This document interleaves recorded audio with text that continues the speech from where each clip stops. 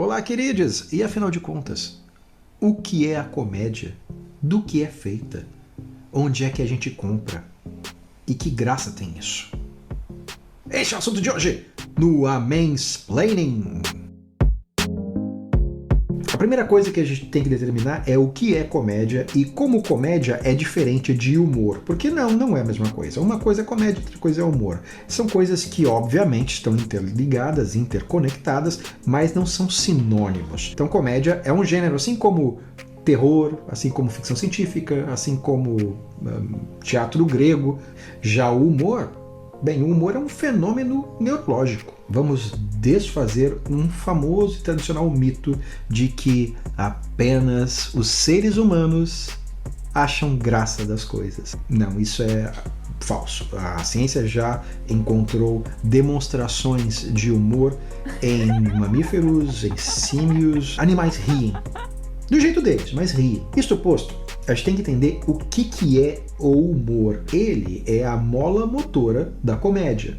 Sem humor não há comédia. Eu acho que isso está claro. O humor, como é um fenômeno psicofisiológico, como tem a ver com uma série de questões que nós vamos discutir daqui a pouquinho, ele é necessariamente universal, porque todos os povos, todas as pessoas e boa parte dos bichinhos conseguem experimentar humor. É um diálogo entre a nossa subjetividade e a realidade no mundo, que cria um fenômeno que é o humor. A gente ri das idiosincrasias ou dos padrões que nós enxergamos no mundo. O humor é, ao mesmo tempo, universal e subjetivo, porque depende da sua, vamos chamar da sua bagagem psicossocial, mas ao mesmo tempo é universal porque é uma característica que afeta e que influencia todos os seres humanos. Quando você faz uma comédia, você está estabelecendo um pacto com o seu público a respeito de que forma você vai transmitir essa sua mensagem, essa sua história. É um pacto em que você diz ao público que, olha, para contar essa minha história, eu vou utilizar a linguagem do humor. Então, para não esquecer, comédia é a sua intenção. E o humor é o que você entrega. O humor é o que acontece. A comédia é intencional. O humor acontece. Você já viu como as pessoas fazem crianças rirem? Qual que é a estratégia? Tem gente que faz a criança rir jogando pra cima e pegando. Tem gente que assopra da barriga da criança. Tem gente que faz o achou. Não tem esse tipo de coisa? Geralmente, o humor da criança, como ainda uma forma de se relacionar com o mundo que está se desenvolvendo, é muito baseado em repetição de padrões. Ela acha muito engraçado reconhecer os padrões. É uma reação instintiva. De acordo com um cidadão aí das antigas que estudava o comportamento humano e dos animais, chamado Desmond Morris, em um livro O Macaco Nu, para a criança, naquele primeiro momento, a risada é uma maneira dela manifestar. Ela sente que há perigo, mas não há perigo. É um susto seguido de um reconforto, porque ele vê que quem está jogando para cima é o pai, que é uma pessoa em que ele confia. Ele vê que aquele rosto que some é o da mãe, que sempre volta. Esses padrões acabam criando na criança esse pequeno tiltzinho, esse curto-circuito, de que ela sente que é um perigo, mas ela percebe que não há. Então, a gente começa a estimular na criança esse hábito de responder a essa sensação de surpresa e reconforto com o riso. É um padrão de expectativa e reconhecimento. Expectativa e reconhecimento. Quando a gente é criança, em geral, todo mundo ri mais ou menos das mesmas coisas, desse mesmo tipo de manifestação de padrão. Varia um pouco o método, mas o mecanismo é o mesmo. Quando o nosso cérebro vai se desenvolvendo, por uma série de questões sociais e familiares, enfim, por muitas questões, a gente começa a especializar a nossa maneira de lidar com o mundo dentro de um espectro. Você tem as pessoas que têm um perfil mais defensor e as pessoas que têm um perfil mais explorador. Imagina uma tribo de homens primatas, onde algumas pessoas têm a função de proteger a tribo, enquanto outras pessoas são caçadoras que têm que sair e buscar alimento, buscar caça e tal. Algumas pessoas se desenvolvem para reconhecer padrões, porque reconhecendo os padrões, elas entendem de que forma pode estar ameaçado o local ou de que forma alguma alteração pode indicar a presença de um predador, etc. e tal.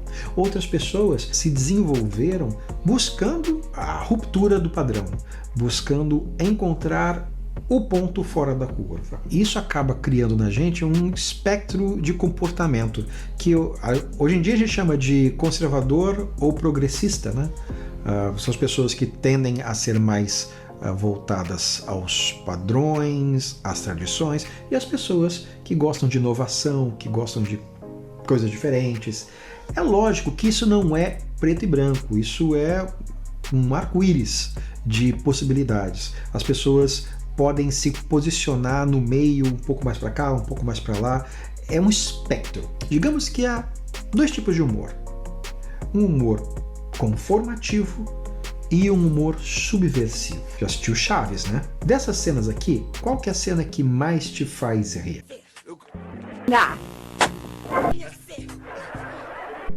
E agora, que explicação o senhor me dá pra isso? Olha, se a senhora me permitir, com todo o Nessa primeira cena a gente tem o que a gente chama de padrão.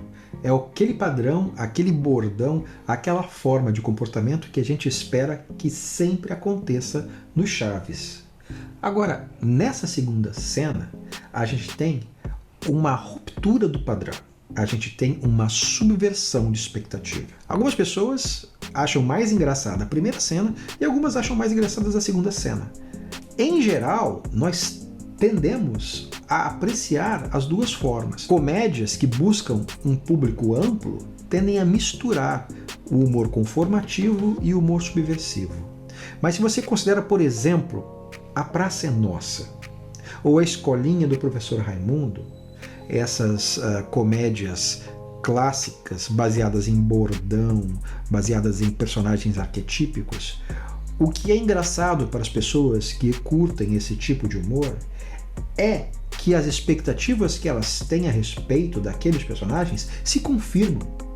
É justamente o fato dele saber exatamente como começa e como termina toda a participação da velha surda na praça. Essa preferência não diz nada a respeito do alinhamento ideológico, não diz nada a respeito da religião, não diz nada a respeito da sua inteligência. Isso é apenas como essa pessoa reage ao humor. Da mesma forma, pessoas que gostam de filmes onde o humor é absolutamente subversivo e nada faz sentido, pessoas que gostam de Monty Python, que gostam do Apertem os Cintos, o Piloto Sumiu, essas pessoas não são necessariamente mais inteligentes.